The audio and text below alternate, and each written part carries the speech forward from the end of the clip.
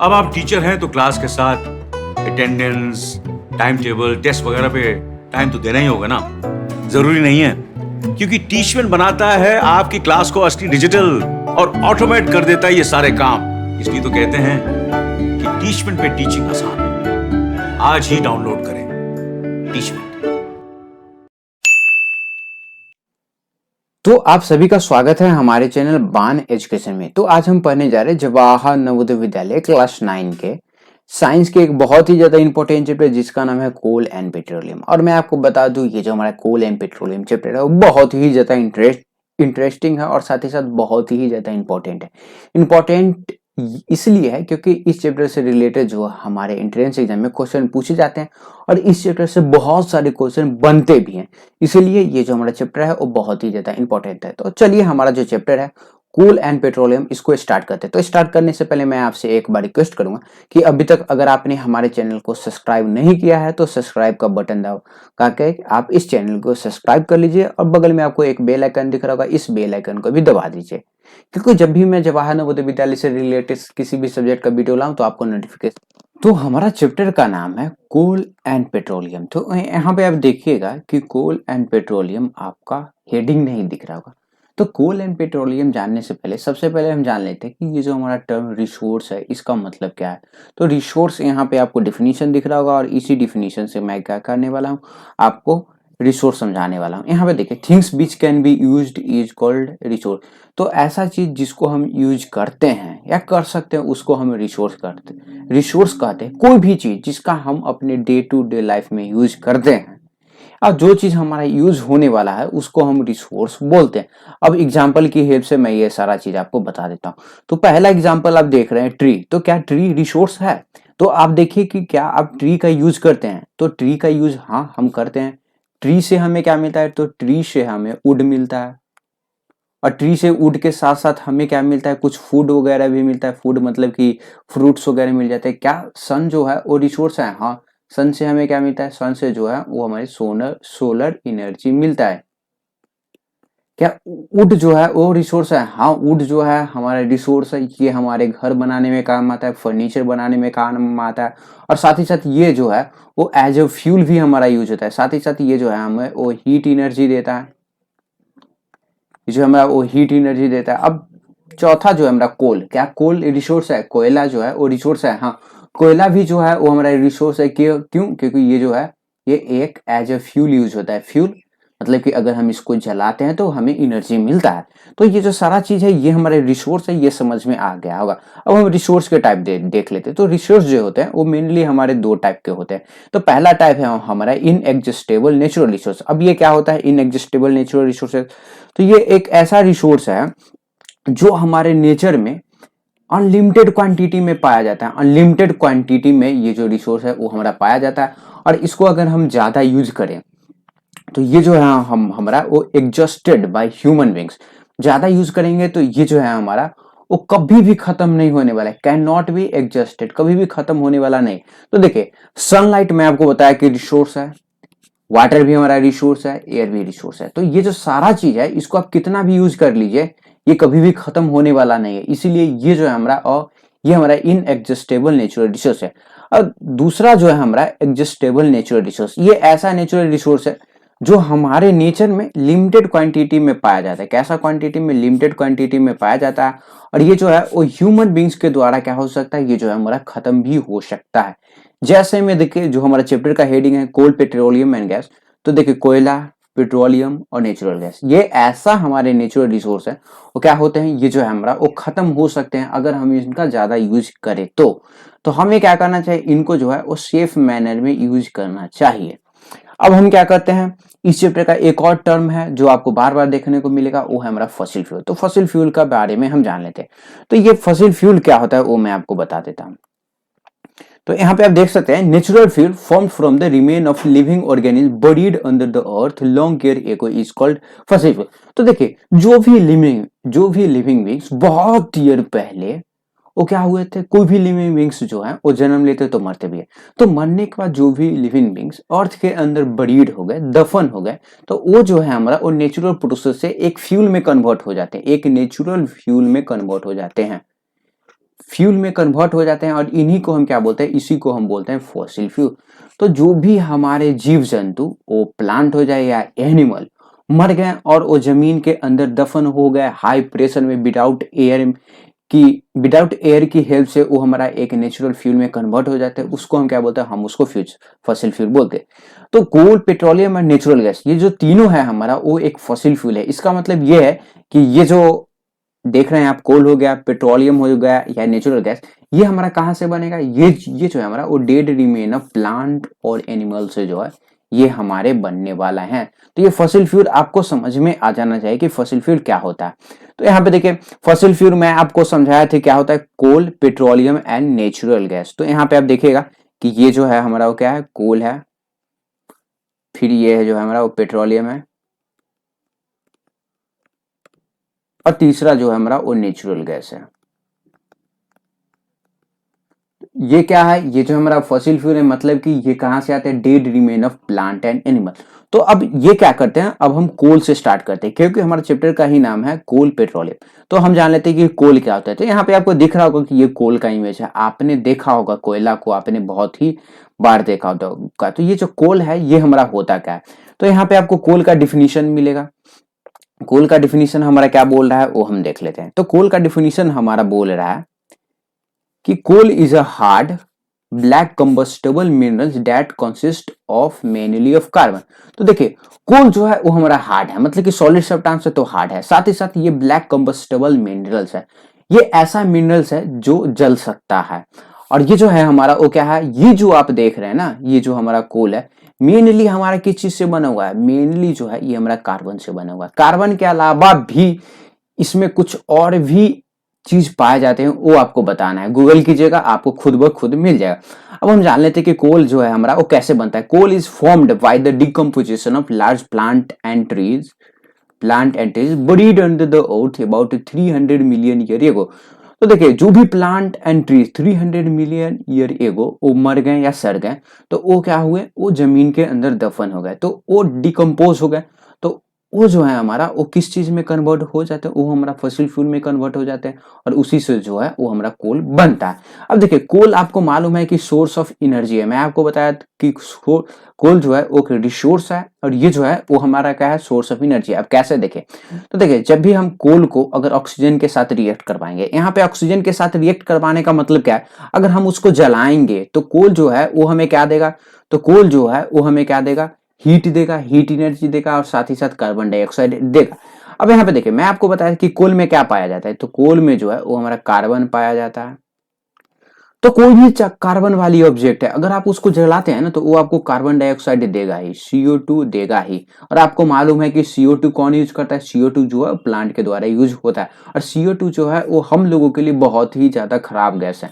तो यहाँ पे देखिए, कोल को अगर हम ऑक्सीजन के साथ रिएक्ट कराएं, यानी कि अगर हम उसको जलाते हैं, तो वो हमें क्या दे रहा है, हीट एनर्जी दे रहा है, और साथ ही साथ कार्बन डाइऑक्साइड दे रहा है।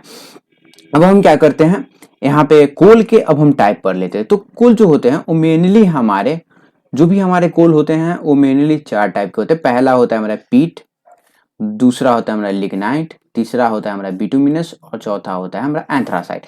अब एक चीज आपको ध्यान में देना है, ये है कि कोल जो है वो मेनली हमारा किस चीज से बना हुआ रहता है, कार्बन से जो है कोल बना हुआ रहता है। अब देखिए, किसी कोल में, कोई भी कोयला में अगर कार्बन कंटेंट ज्यादा है, तो वो कोयला जो है वो हमारा बहुत ही ज्यादा अच्छा होगा, और किसी में अगर कार्बन कंटेंट कम है, तो वो कोयला जो है वो हमारा क्या हो जाएगा, वो हमारा खराब कोयला होगा। जैसे मैं मान लीजिए, अगर मैं यहाँ पे 3 एग्जाम्पल ले रहा हूँ, 1 2 3 एग्जाम्पल ले रहा हूँ।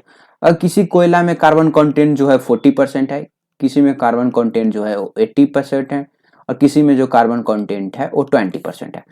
तो यहाँ पे आपको बताना है कि सबसे अच्छा कोयला कौन होगा। तो देखिए, कोयला जो है हमारा वो कार्बन से बना हुआ है। जितना ज्यादा कार्बन उतना अच्छा कोयला। तो देखिए, यहाँ पे आप देखिएगा कि ये जो कोयला है ये हमारा सबसे अच्छा हो जाएगा नंबर 1 पे, दूसरा जो है ये हमारा हो जाएगा, और तीसरा जो है ये हमारा हो जाएगा। मतलब कि ज्यादा कार्बन कंटेंट इसके पास है, उसके बाद इसके पास है, और इसके बाद इसके पास है। तो जितना ज्यादा कार्बन कंटेंट उतना अच्छा कोयला। तो अब हम क्या करते हैं, एक एक करके इन सारे कोयला के बारे में पढ़ लेते हैं। तो यहाँ पे ये जो है ये आपको दिख रहा होगा। अब हम एक ही साथ इन सारे कोयला के बारे में पढ़ लेंगे। अब ये एक दूसरे से रिलेट है, कैसे देखे, पहला कोयला हो गया हमारा पीट, दूसरा हो गया लिग्नाइट, तीसरा हो गया बिटुमिनस और चौथा हो गया हमारा एंथ्रासाइट। अब देखिए जैसे जैसे आप पीट से लिग्नाइट की तरफ बढ़िएगा, लिग्नाइट से बिटुमिनस की तरफ बढ़िएगा और बिटुमिनस से एंथ्रासाइट की तरफ बढ़िएगा, वैसे वैसे कोयला के जो कार्बन कंटेंट है वो इंक्रीज हो जाएगा। जैसे में देखिए increasing heat and carbon content, तो देखिए पीट से अगर आप लिग्नाइट पे जा रहे हैं तो लिग्नाइट के पास क्या होगा, ज्यादा हीट होगा, ज्यादा कार्बन कंटेंट होगा।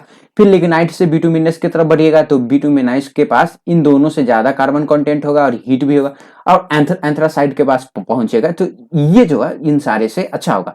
तो जैसे जैसे आप ऐसे बढ़िएगा, इस तरह आप बढ़िएगा तो कार्बन कंटेंट जो है वो इंक्रीज होगा, और जैसे जैसे आप एंथ्रासाइड से बिटुमिनस की तरफ लें, लिग्नाइट और लिग्नाइट की तरफ आप पीट की तरफ बढ़िएगा, वैसे वैसे ये जो हमारे जो भी कोयला देख रहे हैं इसमें मॉइस्चर ज्यादा होते जाएगा। मॉइस्चर मतलब क्या है, इसमें जो है वो वाटर मॉलिक्यूल्स होगा, और वाटर मॉलिक्यूल्स आपको मालूम है कि ज्यादा वाटर मॉलिक्यूल्स अगर किसी चीज में रहता है तो वो एक अच्छा फ्यूल नहीं होता है, क्योंकि आपको मालूम है कोई भी अगर भींगा चीज को अगर आप जलाने का कोशिश कीजिएगा तो वो भाई साहब नहीं जलेगा, अगर वो हमारा सूखा हुआ है तो जलेगा। मतलब कि मॉइस्चर कम और ज्यादा का बात यहाँ पे हो रहा है। तो देखिए पीट जो है वो हमारा सबसे खराब कोयला है, और इसको कभी कभी हम कोयला भी नहीं बोलते। फिर आता है हमारा लिग्नाइट, तो लिग्नाइट को हम ब्राउन कोयला बोलते हैं, बिटुमिनस को हम सॉफ्ट कोयला बोलते हैं, और एंथ्रासाइट को हम क्या बोलते हैं, हार्ड कोयल। अब यहाँ पे देखिए ये जो हमारा है ना, ये जो देख रहे हैं ये बेस्ट कोयला है। अब देखिए यहाँ पे मैं आपको को क्या करता हूँ, इन सारी चीज के बारे में बता देता हूँ। तो ये जो है हम हमारे जो भी प्लांट जो होते हैं वो सड़ गल जाते हैं और किसी तरह जो है वो हमारा कोयला में कन्वर्ट हो जाते हैं, तो ये जो हमारा पीट हो गया। और फिर जो आता है कोयला वो हमारा लिग्नाइट है। लिग्नाइट को हम ब्राउन कोल बोलते हैं क्योंकि ये ब्राउन कलर का होता है, इसमें जो है वो आपको लो हीट कंटेंट मिलेगा। बिटुमिनस, तो हम डे टू डे लाइफ में जिस कोयला को हम यूज करते हैं वो हमारा मेनली बिटुमिनस ही होता है। इसमें आपको देखने को मिलेगा बहुत ही अच्छा फ्यूल है, क्योंकि इसके पास जो है वो हाई हीट कंटेंट है। क्या है, हाई हीट कंटेंट, और ये जो है वो आसानी से मिल भी जाएगा, और लिग्नाइट आपको नहीं मिलेगा। और एंथ्रासाइड तो बेस्ट है। क्या है, एंथ्रासाइड जो है बहुत ही ज्यादा अच्छा है, क्योंकि इसमें आपको बहुत ही ज्यादा हीट मिलेगा, इन तीनों से ज्यादा मिलेगा। तो ये जो सारा चीज है वो आपको समझ में आ जाना चाहिए। अब हम क्या करते हैं, ये कोयला का यूज देख लेते हैं कि डे टू डे लाइफ में हम कोयला का कहाँ पे यूज करते हैं। तो यहाँ पे आपको दिख रहा होगा कि कोयला जो है उसको हम एज अ फ्यूल यूज करते हैं, कहाँ पे, होम और इंडस्ट्रीज में यूज करते हैं। कोयला से हम क्या करते हैं, थर्मल पावर प्लांट का यूज होता है। थर्मल पावर प्लांट में क्या होता है, हीट एनर्जी को हम इलेक्ट्रिसिटी एनर्जी में कन्वर्ट करते हैं। क्या, किस चीज में करते हैं, इलेक्ट्रिसिटी एनर्जी में कन्वर्ट करते हैं। अब देखिए यहाँ पे आपको मालूम है कि कोल गैस जो है वो हमारा एक इंपॉर्टेंट इंडस्ट्रियल फ्यूल है। अब यहाँ पे आपको दिख रहा होगा कि मैं तो आपको कोल पढ़ा रहा हूं, तो ये कोल गैस कहां से आ गया, तो मैं आगे जाके आपको पढ़ाने वाला हूं कि ये जो कोल गैस है वो क्या है। फिर भी मैं आपको बता देता हूं, तो ये जो है एक प्रोडक्ट ऑफ कोल है। क्या है, कोयला का एक प्रोडक्ट है, मतलब कि ये जो है वो कोयला से ही आता है। अब कैसे आता है आगे पढ़ेंगे। अब देखिए आपको मालूम है coal is important source of energy because it can be use as a source of heat. इसको हम as a source of heat कर यूज कर सकते हैं। और मैं आपको बता दूं कि कोल को हम बहुत सारे चीज में कन्वर्ट कर सकते हैं, जैसे में कोल गैस में हो गया, कोक में हो गया, कोल तार में, और इसको इलेक्ट्रिसिटी में कन्वर्ट कर सकते हैं। अब हम क्या करते हैं, प्रोडक्ट ऑफ कोल देख लेते हैं। तो देखिए प्रोडक्ट ऑफ कोल का मतलब क्या हुआ, अगर हम क्या करें, कोयला को अब्सेंस ऑफ एयर में हीट करें, बिना किसी भी कोई भी एयर के एब्सेंस में अगर हम हीट करें, इसको हम हीट कर रहे हैं किस चीज में, विदाउट एयर में हम क्या कर रहे हैं, इसको हीट कर रहे हैं। तो ये जो कोयला जो है वो मेनली हमें तीन चीज देगा। क्या देगा, मेनली हमें तीन चीज देगा। तो पहला जो चीज है वो हमारा हो गया कोल गैस देता है, कोल तार देता है, और कोक देता है। अब यहाँ पे आपको ध्यान में रखना है कि हम क्या कर रहे हैं, इसको जो है आपको ध्यान में रखने वाली बात यह है कि हम इसको विदाउट एयर में हीट कर रहे हैं। विदाउट एयर में हम हीट करेंगे तो ये जो है वो हमें तीन चीज देगा। तो पहला हमारा कोल गैस, तो कोल गैस जो है वो आपको नाम से ही लग रहा होगा, ये जो है वो एक गैसियस सब्सटेंस है। दूसरा हमारा कोल तार, तो कोल तार जो मैं आपको बता दूं, तो कोल तार जो ये जो है वो एक लिक्विड होता है। फिर जो कोक है, तो कोक जो है वो हमारा क्या होता है, कोक जो है वो हमारा एक सॉलिड सब्सटेंस होता है। अब हम क्या करते हैं, आगे बढ़ते हैं। तो सबसे पहले हम क्या करते हैं, कोक के बारे में पढ़ लेते हैं। तो आपको दिख रहा होगा कि कोक जो है, यहाँ पे आप देख सकते हैं कि कोक क्या है। कोक जो है वो एक सॉलिड है, यहाँ पे आप देखिए कोक जो है सॉलिड है और ये जो है वो कोल के जैसा ही है और साथ ही साथ ये जो है हमारा कोयला से आता भी है। तो हम क्या करते हैं इसके बारे में पढ़ लेते हैं कोक का क्या क्या कैरेक्टरिस्टिक है। अब देखिए coke is a tough and porous black solid substance. तो कोक जो है वो टफ है, आपको मालूम है कि सॉलिड सब्सटेंस है और साथ ही साथ पोरस है, मतलब कि ये जो कोक है उसमें आपको थोड़े थोड़े स्मॉल होल देखने को मिलेंगे। सॉलिड सब्सटेंस है, ब्लैक कलर का है। अब देखिए coke is pure form of कोयला। तो कोक जो है हमारा वो प्योर फॉर्म ऑफ कार्बन है, कार्बन का एक प्योर फॉर्म है। प्योर फॉर्म का मतलब क्या? प्योर फॉर्म का मतलब आपके दिमाग में घूम रहा है, तो प्योर फॉर्म का मतलब इसमें जो है कार्बन जो है, कार्बन कंटेंट इसमें आपको बहुत ही ज्यादा हाई मिलेगा। क्या मिलेगा आपको? कार्बन कंटेंट इसमें बहुत ही ज्यादा हाई मिलेगा। अब देखिए coke is use in manufacture of steel. तो कोक का यूज हम कहाँ करते हैं? स्टील बनाने में भी करते हैं। अब यहाँ पे देखिए एक इंपॉर्टेंट पॉइंट आपको ध्यान देना है कि coke is better fuel than coal because it produce more heat than कोयला। अब यहाँ पे आपको दिख रहा होगा कि कोक जो है हमारा वो कोयला से अच्छा फ्यूल है। क्यों? क्योंकि देखिए हम क्या करते हैं कोयला में से जो भी अच्छा कंटेंट है उसको हम निकाल लेते हैं। उसको निकालने के बाद हम क्या करते हैं? उसको निकालने के बाद हम कोक बनाते हैं। कोक जो है हमारा जो भी कोयला में अच्छा चीज है उसको हम निकाल लिए, तो ये जो है हमारा वो अच्छा होगा ही कोल का। क्या होगा? ये जो है कोल से अच्छा ही होगा। इसमें जो मैं आपको बताया कि कार्बन कंटेंट जो है बहुत ही ज्यादा अच्छा है। अब हम क्या करते हैं कोल गैस के बारे में पढ़ लेते हैं। तो गैस आपको मालूम है कि ये गैसियस स्टेट में पाया जाता है। अब ये हमारा क्या होता है? तो यहाँ पे आपको दिख रहा होगा coal gas is gaseous fuel which is obtained by strong heating of coal in the absence of air during the process of coal to get coke. तो देखें जब हम कोयला को क्या करते हैं विदाउट एयर में हम इसको हीट कर देते हैं, हमें कोक चाहिए होता है, तब कोक भी हमारा सेम प्रोसेस से आता है। विदाउट एयर में हम उसको हीट करते हैं तो हमें जो है वो एक गैसियस फ्यूल मिलता है। क्या मिलता है? गैसियस फ्यूल जो है वो हमें मिल रहा है गैसियस फ्यूल। Gaseous fuel. अब इस गैसियस फ्यूल का और क्या क्या कैरेक्टरिस्टिक है वो हम जान लेते हैं। तो यहाँ पे दिख रहा होगा कि कूल गैस जो है वो हमारा मेनली मीथेन का मिक्सचर है, मीथेन और हाइड्रोजन का। और इसमें जो आपको दिख रहा होगा थोड़ा सा आपको कार्बन मोनोऑक्साइड दिख रहा होगा, कार्बन मोनोऑक्साइड। इसमें क्या पाया जाता है? मीथेन पाया जाता है, हाइड्रोजन पाया जाता है, थोड़ा सा कार्बन मोनोऑक्साइड पाया जाता है। अब यहाँ पे देखें all present in coal gas. अब ये जो भी चीज आपको कोयला में दिख रहा है ये प्रेजेंट होता है कोल गैस में, जिसके कारण ये जो है वो एक अच्छा फ्यूल होता है। अब यहाँ पे आपको ध्यान रखने वाली बात ये है कि ये जो कोल गैस है वो ये मेनली किस चीज का मिक्सचर है, क्या चीज ज्यादा पाया जाता है वो आपको याद करने वाला चीज है, इसलिए मैं यहाँ पे स्टार मार्क्स दे दिया हूँ। अब हम क्या कहते हैं कोल तार के बारे में पढ़ लेते हैं। अब ये जो इमेज दिख रहा है ये आपको किस चीज का इमेज दिख रहा है? तो ये जो है हमारा वो क्या है? कोल तार का। तो कोल तार जो है ये सबसे पहले क्या है? कोल तार जो है ये जो है वो एक लिक्विड है। कैसा लिक्विड है? तो ब्लैक लिक्विड है। और ब्लैक लिक्विड के साथ ये जो है वो एज ए फ्यूल भी हमारा यूज होता है। और ये जो है वो प्रोडक्ट ऑफ कोल है, मतलब कि कोयला को अगर विदाउट एयर में हम हीट करेंगे तो वो हमें क्या देगा? कोल तार देगा। तो कोल तार के बारे में भी हम क्या करते हैं एक एक करके पढ़ लेते हैं। अब यहाँ पे आपको दिख रहा होगा कि कोल तार is thick black liquid having unpleasant smell. अब यहाँ देखिए कोल तार जो है वो थिक लिक्विड है, ब्लैक लिक्विड है, थिक ब्लैक लिक्विड, और इसका जो स्मेल है वो प्लीजेंट नहीं रहता है, मतलब कि गंदा ही स्मेल इसका रहता है। अब ये कब पाया जाता है? जब हम कोयला को विदाउट एयर में हीट कर देते हैं। अब यहाँ पे एक बहुत ही ज्यादा इंपॉर्टेंट पॉइंट ये है कि कोल तार जो है हमारा वो एक अकेला सब्सटेंस नहीं है। कोल तार जो है हमारा वो 200 कार्बन कंपाउंड का मिक्सचर है, यानी कि ऑर्गेनिक कंपाउंड का मिक्सचर। कोल तार जो है हमारा, अगर हम कोल तार को क्या करेंगे, अगर हम इसको रिफाइन करेंगे तो इसमें से आपको 200 नया चीज मिल सकता है। 200 कार्बन कंपाउंड आपको देखने को मिल सकता है। कार्बन कंपाउंड आपको देखने को मिल सकता है। अब यहाँ पे देखें इसमें देखें ये कुछ बेंजीन हो गया, नेप्थलीन्स हो वगैरह हो गया, तो ये जो है हमारा वो क्या है? ये हमारा कोल तार से ही आते हैं। अब यहाँ पे देखें कोल तार से आप क्या क्या निकाल सकते हैं वो मैं आपको बता देता हूँ। तो कोल तार से आप सिंथेटिक फाइबर्स निकालते हैं, मेडिसिन बनता है हमारा, प्लास्टिक्स बनता है, सिंथेटिक डाइज बनता है, परफ्यूम बनता है, पेंट्स बनता है, पेस्टिसाइड्स बनता है, फोटोग्राफिक मटेरियल हमारा इसी से आता है, और एक्सप्लोसिव बम वगैरह भी इससे हमारा बन सकता है। तो देख सकते हैं कि ये जो आप देख रहे हैं ना, ये जो सारा चीज देख रहे हैं, ये बहुत ही ज्यादा 200 में आपको बोला ना, 200 ऑर्गेनिक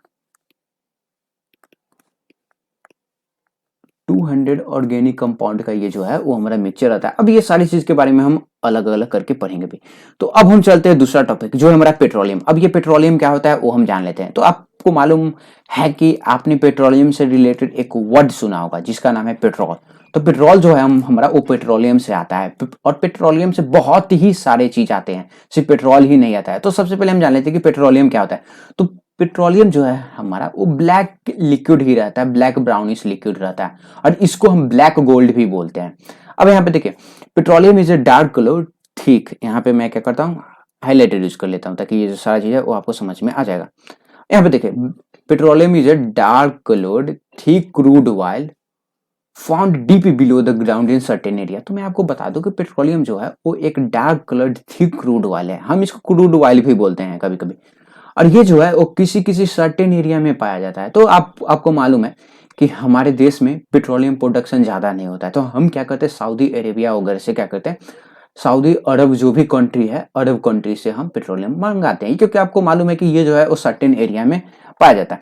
अब यहाँ पे एक चीज आपको बहुत ही ज्यादा इंपॉर्टेंट चीज देखने को मिलेगा, पेट्रोलियम जो है ना हमारा वो एक सिंगल कंपाउंड नहीं है, सिंगल केमिकल कंपाउंड नहीं है, सिंगल केमिकल कंपाउंड नहीं। पेट्रोलियम जो है वो एक कॉम्प्लेक्स मिक्सचर ऑफ कंपाउंड है, बहुत सारे चीज का मिक्सचर है, जिसको हम क्या बोलते हैं, हाइड्रोकार्बन बोलते हैं। क्या बोलते हैं, हाइड्रोकार्बन। अब अगर आप हाइड्रोकार्बन जानना चाहिएगा तो मैं आपको बता देता हूं कि हाइड्रोकार्बन जो है वो हमारा दो चीज से बना हुआ है, एक है हमारा हाइड्रोजन और दूसरा है कार्बन। कोई भी चीज हमारा हाइड्रोजन और कार्बन से बना हुआ रहता है, तो वो हमारा किस चीज से बना हुआ रहता है, वो हमारा उसको हम हाइड्रोकार्बन बोलते हैं। तो पेट्रोलियम आपको ध्यान में रखना है कि पेट्रोलियम जो है भाई साहब वो हमारा एक सिंगल चीज नहीं है। क्या है, सिंगल चीज नहीं, बहुत सारी चीज इससे हमारा आते हैं। अब कौन कौन सी चीज आते हैं ये सारे चीज मैं आपको पढ़ाने वाला। तो हाउ पेट्रोलियम इज फॉर्म्ड, तो मैं आपको बता दूं कि पेट्रोलियम जो हमारा कैसे फॉर्म होता है। तो आपको मालूम है कि समुद्र में भी कुछ जानवर होते हैं और कुछ प्लांट होते हैं। तो समुद्र वाले जानवर और प्लांट भी क्या करते हैं, मरते हैं। तो जब वो मर जाते हैं तो वो जमीन के अंदर दफन हो जाते हैं, और जमीन के अंदर वो दफन होते हैं तो हाई प्रेशर में विदाउट ऑक्सीजन होने के कारण वो हमारे फॉसिल फ्यूल में कन्वर्ट हो जाते हैं, और वो जो हमारा फॉसिल फ्यूल है वो हमारा पेट्रोलियम कहलाता है। अब देखिए, पेट्रोलियम को हम कभी कभी क्रूड ऑयल से भी डिनोट करते हैं, इसलिए आपको घबराने की कोई जरूरत नहीं। अब यहाँ पे देखिए, पेट्रोलियम जो है वो हमारा सिंगल प्रोडक्ट नहीं है। तो रिफाइनिंग ऑफ पेट्रोलियम, तो मैं आपको बताया कि पेट्रोलियम सिंगल प्रोडक्ट नहीं है, मतलब कि हम क्या करते हैं, पेट्रोल को रिफाइन करते हैं, उसमें से जो भी चीज है, जो भी अच्छे चीज है क्रूड ऑयल में से, उसको हम निकालने का प्रोसेस करते हैं। तो the process of separating crude petroleum oil into more useful fraction is called refining. तो देखिए, पेट्रोलियम जो है हमारा वो सिंगल प्रोडक्ट नहीं है, तो उसमें से जो भी अच्छे चीज है उसको निकालने का कोशिश करते हैं, उसको हम क्या बोलते हैं, पेट्रोलियम। उसको हम बोलते हैं रिफाइनिंग, उस प्रोसेस को। अब हम क्या क्या वो चीज हमें मिलता है, तो देखिए, पेट्रोलियम गैस जो है वो हमें किस चीज से मिलता है, पेट्रोलियम से मिलता है। पेट्रोलियम से मिलता है। केरोसिन ऑयल भी हमारा इसी से मिलता है। डीजल मिलता है। लुब्रिकेटिंग ऑयल मिलता है। वैक्स मोम भी मिलता है। बिटुमेन भी मिलता है। अब ये सारी चीज के बारे में हम आगे चल के पढ़ेंगे।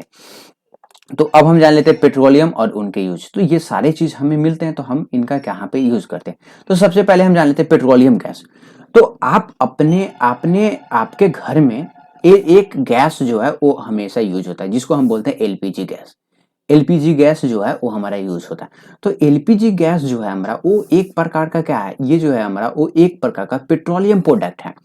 और एलपीजी गैस का आपको ध्यान में रखना है कि एलपीजी गैस का जो फुल फॉर्म होता है लिक्विडिफाइड पेट्रोलियम गैस। क्या होता है, लिक्विडिफाइड पेट्रोलियम गैस। अब यहाँ पे एक और चीज आप ध्यान दे सकते हैं, यहाँ पे देखिए, यहाँ पे एलपीजी के फुल फॉर्म में भी हमारा एक वर्ड आ रहा है पेट्रोलियम, एलपीजी। तो पी का मतलब होता है यहाँ पे पेट्रोलियम। तो यहाँ पे आपको ध्यान में रखने वाली बात ये है कि ये जो है हमारा पेट्रोलियम गैस, ये हमारा किस चीज से आता है, पेट्रोलियम यानी कि क्रूड ऑयल से ही आता है, और हम क्या करते हैं, इसका यूज करते हैं अपने डे टू डे लाइफ में।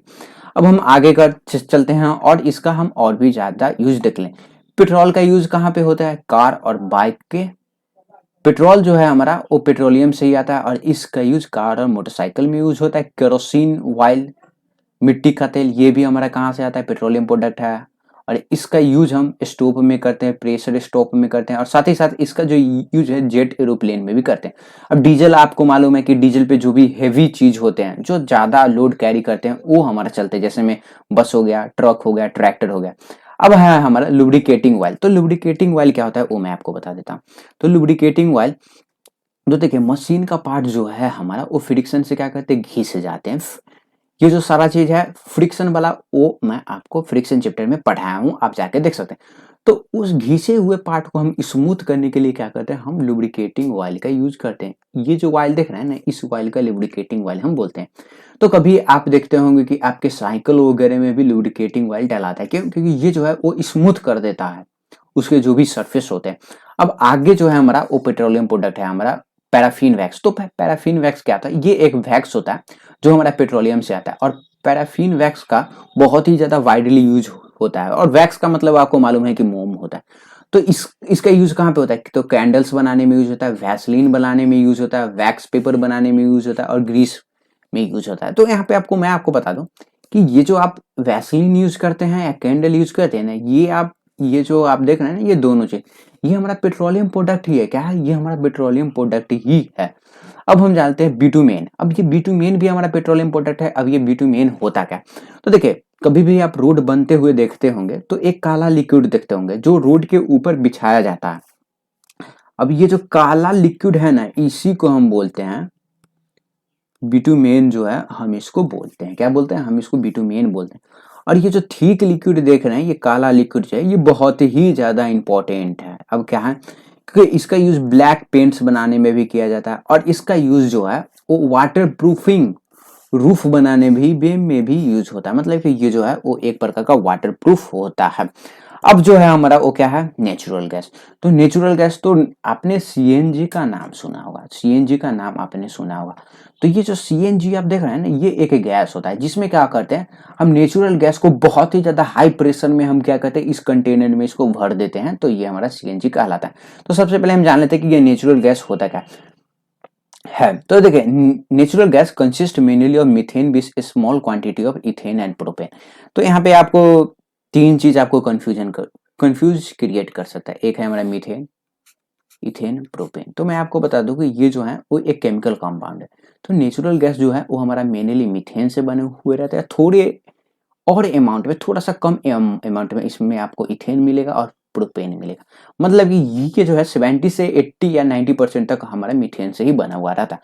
अब मैं नेचुरल गैस का एग्जांपल बता देता हूँ। तो सीएनजी, जिसको हम कंप्रेस्ड नेचुरल गैस बोलते हैं, सीएनजी, वो जो है हमारा वो क्या है, नेचुरल गैस ही है। हम क्या करते हैं, इसको बहुत ही ज्यादा प्रेशर अप्लाई करके कंप्रेस्ड कर देते हैं, और फिर जो है ये जो है हमारा वो सीएनजी कहलाते हैं। अब मैं आपको बता दूं कि ये जो नेचुरल गैस है, सीएनजी जो गैस है, वो बेस्ट फ्यूल है। बेस्ट फ्यूल क्यों है वो मैं आपको यहाँ पे बता देता हूँ। तो सबसे पहले आपको मालूम है कि सीएनजी जो है वो हमारा बहुत ही ज्यादा large amount of heat produce करता है। कोई भी फ्यूल अच्छा तभी होता है जब वो large amount of heat produce करे, और साथ ही साथ ये जो है वो कोई भी पॉइजनस गैस नहीं छोड़ता है जब हम उसको जलाते हैं। तो आपको मालूम, एक चीज आपको मालूम है कि मान लीजिए कोयला में क्या होता है, तो कोयला में आपको कार्बन देखने को मिलेगा। तो कार्बन को जब हम जलाते हैं तो वो हमें क्या देता है, CO2, कार्बन डाइऑक्साइड देता है।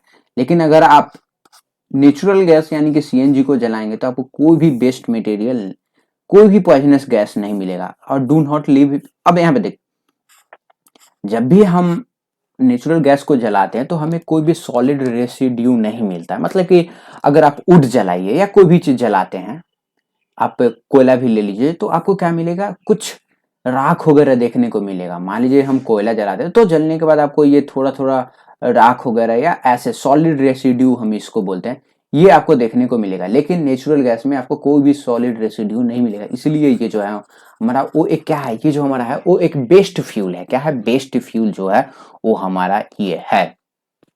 तो यहाँ पे ये जो हमारा चैप्टर है वो कंप्लीट हो चुका है।